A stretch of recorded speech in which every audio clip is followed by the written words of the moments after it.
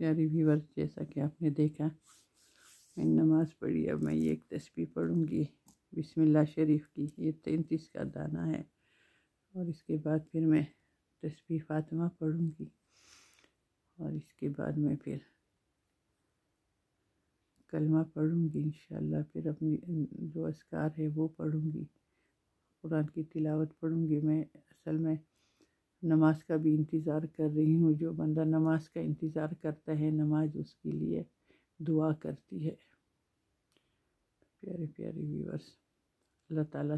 سب کے لیے یہ قبول اور منظور کر دے۔ بسم اللہ الرحمن الرحیم۔ پھر بھی انشاءاللہ درود شریف تو ہم پڑھتے رہتے ہیں، اللہ تعالیٰ اپنی بارگاہ میں اس کو قبول اور منظور فرما دے، آمین یا رب العالمین۔ لا الہ الا اللہ محمد رسول اللہ صلی اللہ علیہ وآلہ وسلم۔ یہ میں نے رکھ دی ہے اس لیے کہ بعض دفعہ روتے ہوئے آنسو نکلتے ہیں، اور پھر دیکھیں میں اپنا اس وقت میں اپنا بلڈ پریشر بھی چیک کرتی ہوں، آپ کو دکھاتی ہوں کہ اس وقت میرا بلڈ پریشر کتنا ہے۔ پھر میں انشاءاللہ فجر پڑھوں گی، اس کے بعد پھر اذانیں شروع ہو جائیں گی، فجر کی اذانیں شروع ہو جائیں گی، اور بچے میری، ایک بیٹی میری جاگ رہی ہے، بیٹا بھی جاگ رہا ہے، اور جو باقی بچیاں جو ہے نا وہ پھر نماز کے لیے اٹھ کے نماز قائم کر لیتی ہیں۔ بس اب دعا کریں کہ بچوں کے نصیب اچھے ہوں، ظالموں سے اللہ بچائے رکھے ان کو، کل بچوں کو ظالموں سے بچائے رکھے۔ بسم اللہ۔ ہاتھ ایسے کھلا رکھنا پڑتا ہے، ایسے بلڈ پریشر چیک کرتے ہوئے کھلا ہاتھ رکھتے ہیں، اب اس طرح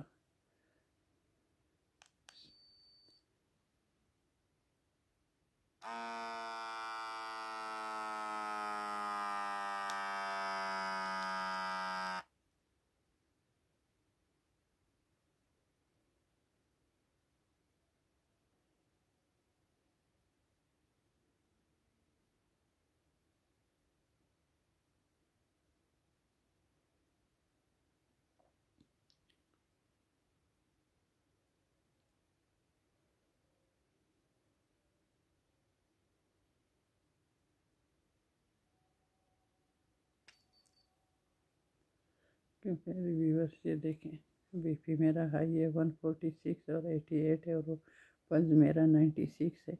وہ 146 جو ہے 120 ہونا چاہیے، اور 88 جو ہے نا یہ 80 ہونا چاہیے، اور پلس جو ہے نا یہ 77 ہونا چاہیے۔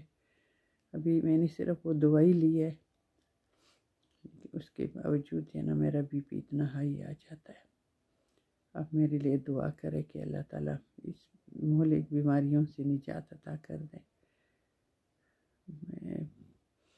میرے اندر کافی ساری بیماریاں ہیں، لیکن اللہ کی ذکر نے مجھے سنبھالا ہوا ہے، اور اس کا کرم اور فضل ہے کہ وہ میں چلتی پھرتی ہوں،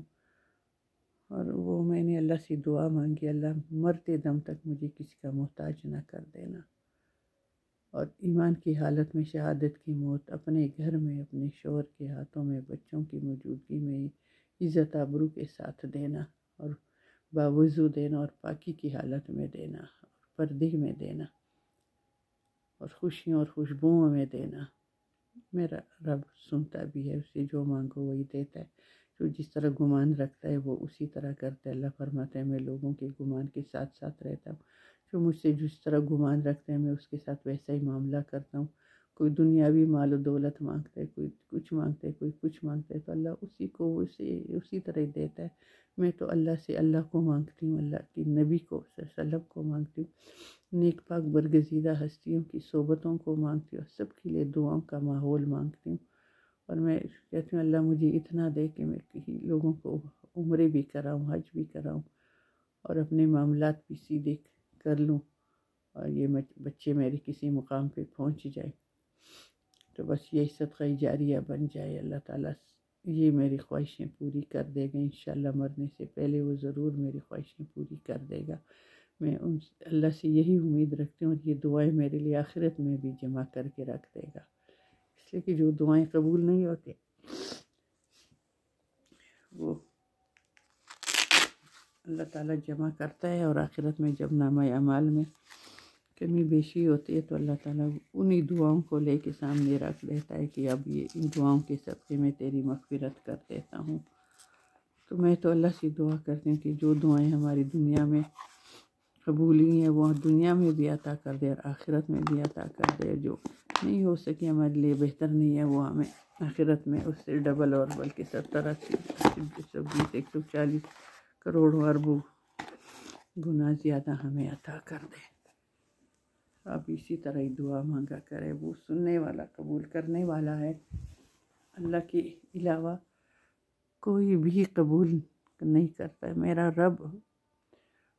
قبول کرتا ہے، کل بادشاہی اس کی ہے، کل بادشاہی میرے رب کی ہے، کل کائنات کا بادشاہ ہے، سب کو پیدا کرنے والا وہ میرا رب، کوئی مانے نہ مانے اس کو لیکن وہ دیتا سب کو ہے، سب کو اللہ نے سب کچھ دیا ہوا ہے، پوری کائنات، آخر میں قیامت کے دن اللہ کے پاس ہی سب کچھ رہ جائے گا، ابھی بھی جب کوئی مر جاتا ہے سب کچھ ادھر ہی رہ جاتا ہے، کوئی بھی آج تک لے کے نہیں گیا۔ پیاری ویورز، حاتم تائی جب مرنے لگا تو اس نے وصیت کی جب میرا جنازہ نکلے میرے دونوں ہاتھ باہر نکال کے لوگوں کو دکھا دے، دیکھو میں نے اتنی دنیا فتح کی، میں اتنی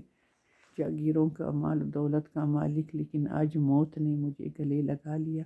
اور میں خالی ہاتھ جا رہا ہوں، تاکہ لوگ عبرت پکڑ لیں۔ اور جب اس کا جنازہ نکالا گیا، گھر سے لے کے جایا جا رہا تھا، دونوں ہاتھ باہر تھے، لوگ دیکھ رہے تھے کہ اتنا بڑا امیر ترین شخص آج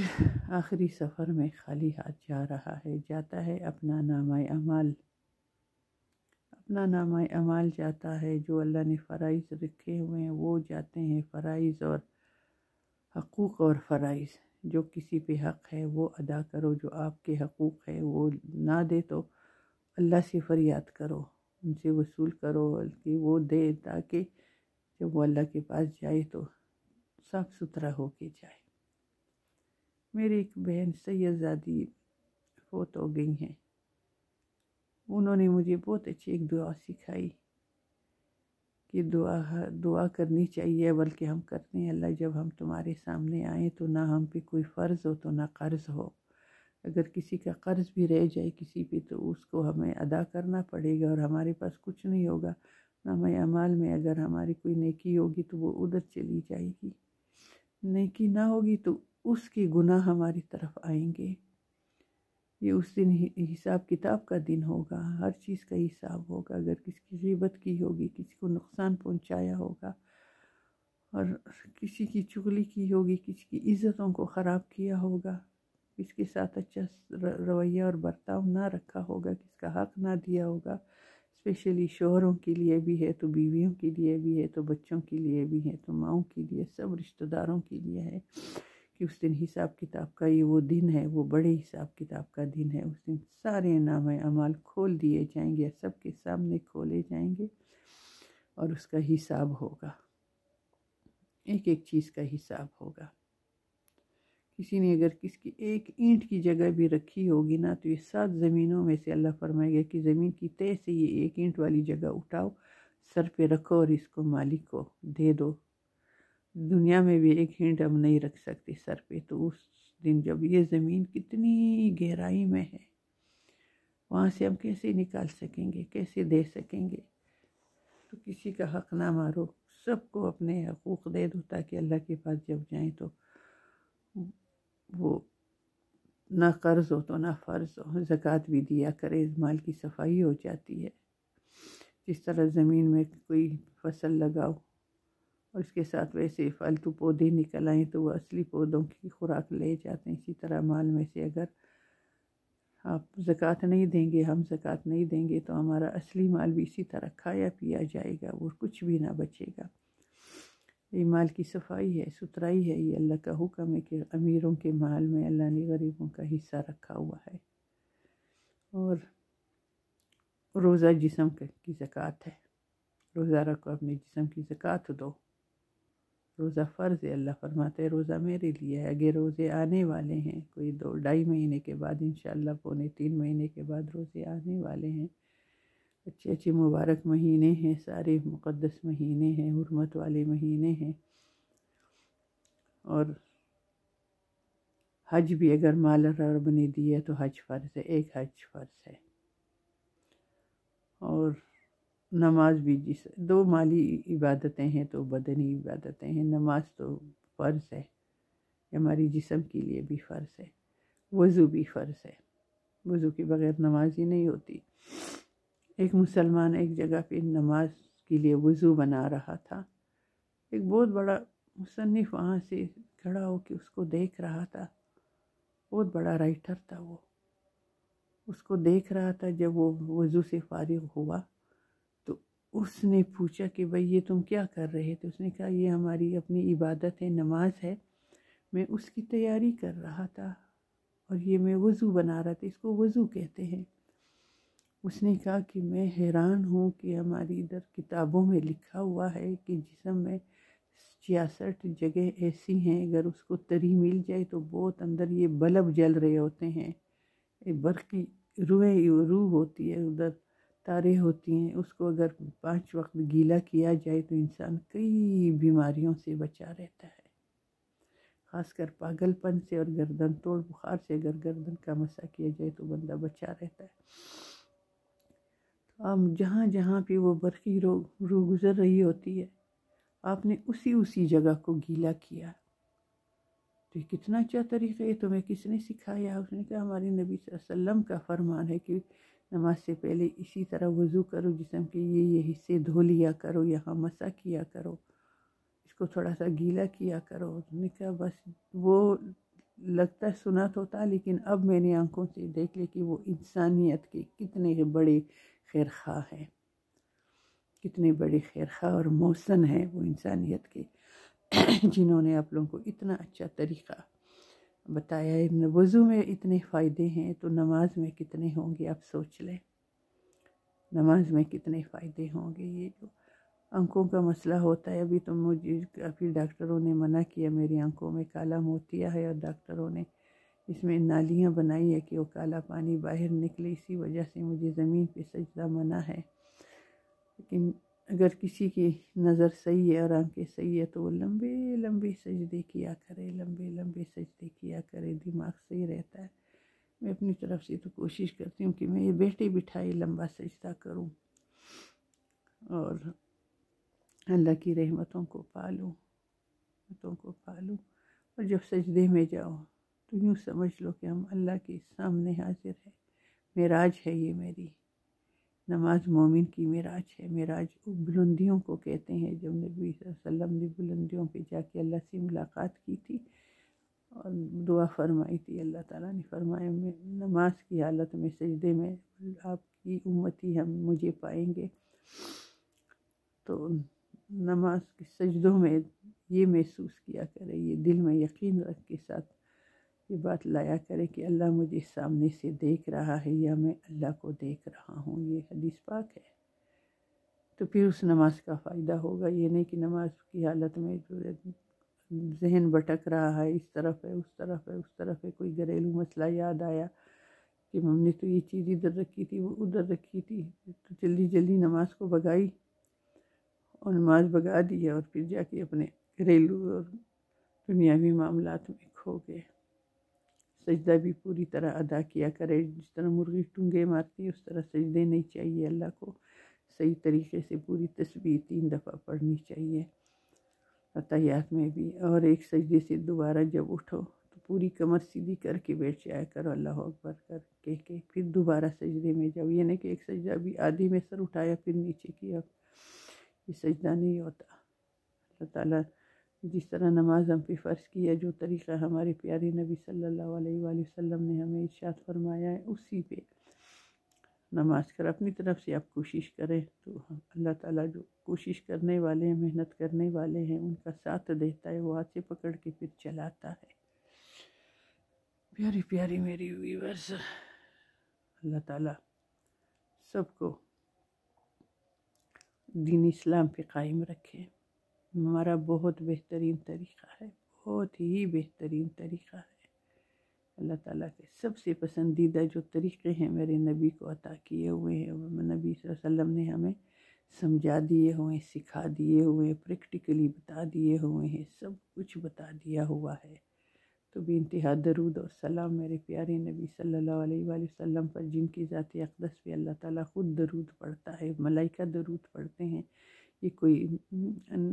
ہونی سی بات نہیں ہے، میرا رب قرآن میں بیان فرماتا ہے، ان اللہ و ملائکتہ یصلون علی النبی یا ایھا الذین آمنوا صلوا علیہ وسلموا تسلیما۔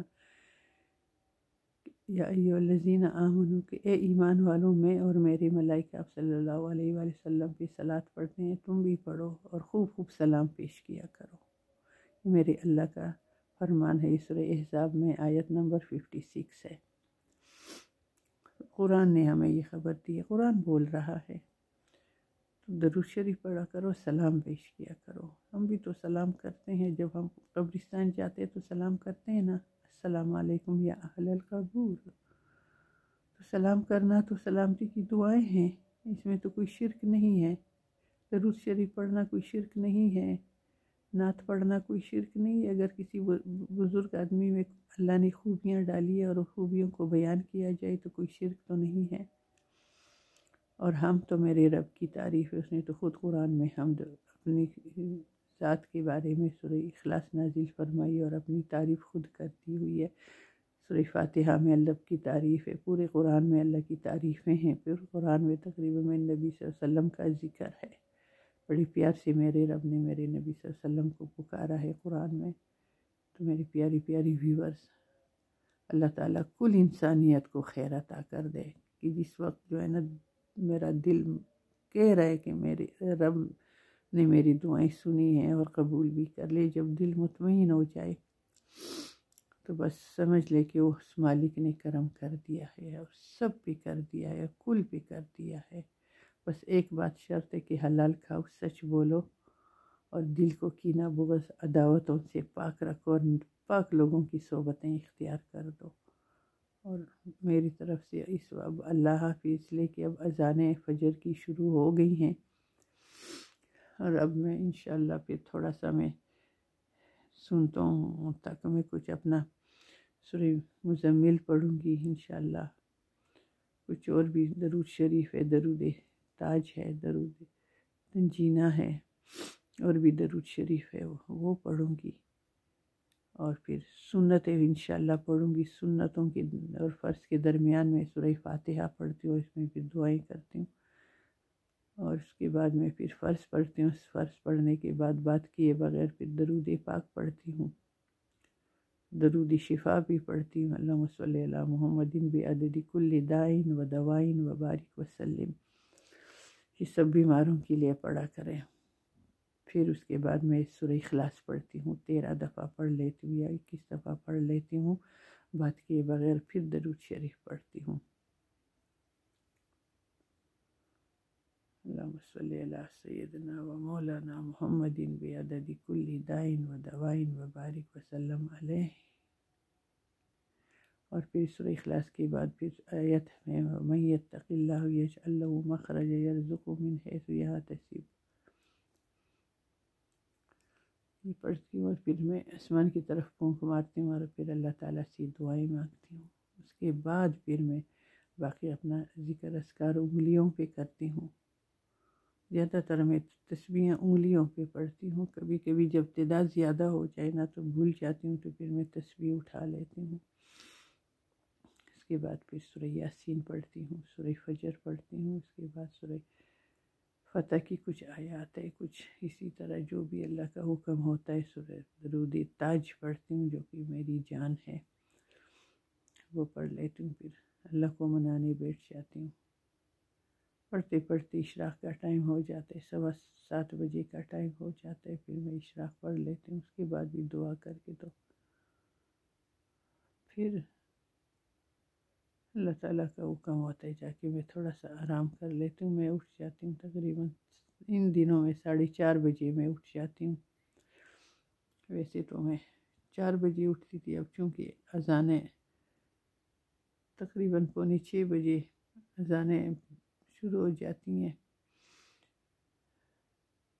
تو اس کے بعد پھر چاشت کے لیے اٹھتی ہوں، اس کے بعد پھر کوئی ناشتہ کرتی ہوں، پھر کوئی نہ کوئی تسبیح کوئی اپنے فون میں اپنا دیکھتی رہتی ہوں سارا کچھ، پھر کچن میں تھوڑا جاتی ہوں، یا پھر آگے پیچھے کوئی ہو کام شام وہ کر لیتی ہوں۔ تو یہ اسی طرح چل رہی ہے زندگی، اسی طرح ہی چل رہی ہے۔ اللہ تعالیٰ سب کو اچھے اچھے کاموں میں مصروف رکھنے کی توفیق عطا فرما دے، اور اپنی اولاد سے، اپنے گھر سے، اپنے شوہر سے، اپنی بہن بھائیوں سے سب سے خوشی اور سکون عطا کر دے، دلوں کی لالچ دور فرما دے، اور ہر طرح کی نعمتوں سے مالا مال کر دے، برکتوں کے ساتھ، خوشیوں سلامتیوں کے ساتھ۔ سب کے بیٹوں کو اللہ بہت بڑے بڑے روزگار عطا فرما دے حلال کے، اور ان کے نصیب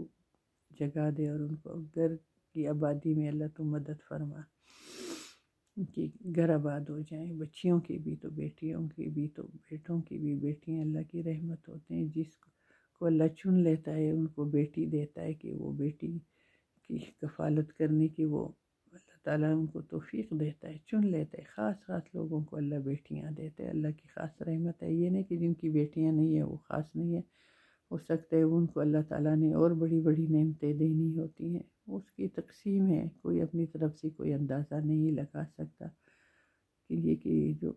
میں حدیث پاک بیان کر رہی ہوں کہ اللہ کی رحمت ہوتی ہے بیٹی، اور جب بیٹی پیدا ہوتی ہے تو اللہ تعالیٰ باپ کے روزی کو بڑھا دیتا ہے، اس گھر میں پھر خوشیاں اور سکون۔ اگر اس کی آنکھوں میں آنسو آتے ہیں، گھر والوں کا سلوک اچھا نہیں ہوتا اس کے ساتھ، تو ہر دفعہ ٹارچر کیا جاتا ہے، تو یہ حدیث مبارکہ میں اللہ ایسے گھر کو پسند ہی نہیں کرتا، جہاں پہ بیٹی پہ ظلم ہوتا ہو، جہاں پہ بیٹیوں پہ ظلم ہوتے ہوں، اللہ اس گھر کو پسند نہیں کرتا۔ یہ بہت بڑا ٹاپک ہے، اس پہ پھر میں کبھی بات کروں گی۔ 3 گھر ایسے ہیں جس کو اللہ پسند نہیں کرتا، ایک جہاں پہ بیٹی کی عزت نہ ہو، دوسرا وہ گھر جہاں مہمان کے آنے پہ ناگواری کا موڈ بنے، ناگواری کا وہ احساس ہو جائے کہ آنا ناگوار گزرے، مطلب یہ کہ مہمانوں کا آنا اس کو اچھا نہ لگے۔ مہمان بھی اللہ کی رحمت ہوتے ہیں، وہ اپنے ساتھ خیر و برکتیں لاتے ہیں، اور جب جاتے ہیں تو اپنے پاؤں کے ساتھ گھر کی ساری مصیبتیں پریشانیوں کو ساتھ لے کے جاتے ہیں۔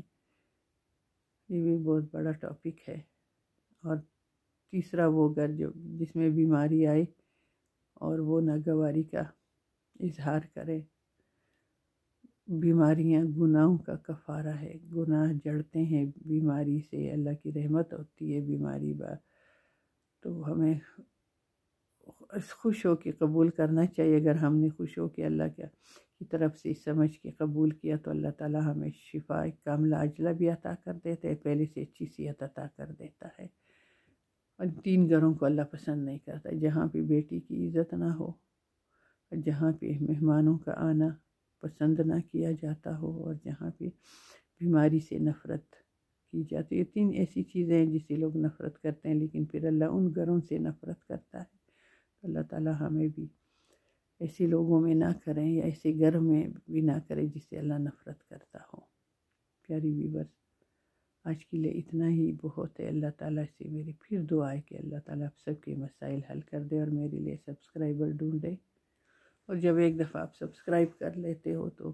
برائے مہربانی اس کو پھر انسبسکرائب نہ کرے، یا تو سمجھ نہیں ہر دفعہ سبسکرائب کر کے پھر سبسکرائب کی بٹن پہ انگلی رکھ دیتے تو انسبسکرائب ہو جاتے۔ کوئی ایسا ہی قصہ چل رہا ہے، تو جب ایک دفعہ سرخ لکھے ہوئے پہ جہاں سبسکرائب لکھا ہوا ہے ریڈ، اس کو ایک ہی دفعہ کرنا ہوتا ہے، دوبارہ نہیں کرتے۔ آئیکن پہ بھی جو بیل کی شکل کی تصویر بنی اس کی بھی انگلی لگائیں تو اس کی بھی وہ لکھا آ جاتا ہے، آل پہ پھر پریس کرے تو ساری ویڈیوز خود ہی آپ کے پاس آ جاتی ہیں۔ یہ فائدہ ہوتا ہے کہ یہ ساری جتنے بھی ویڈیوز ہیں، جتنا بھی بیان ہوتا ہے، جو بھی ہوتا ہے، خود بخود آپ کے پاس یوٹیوب میں آ جاتا ہے۔ تو اللہ تعالیٰ سب کو کامیابیاں دے، خوشیاں دے، اب سب میرے لیے بھی دعا کرے میری طرف سے۔ اللہ حافظ۔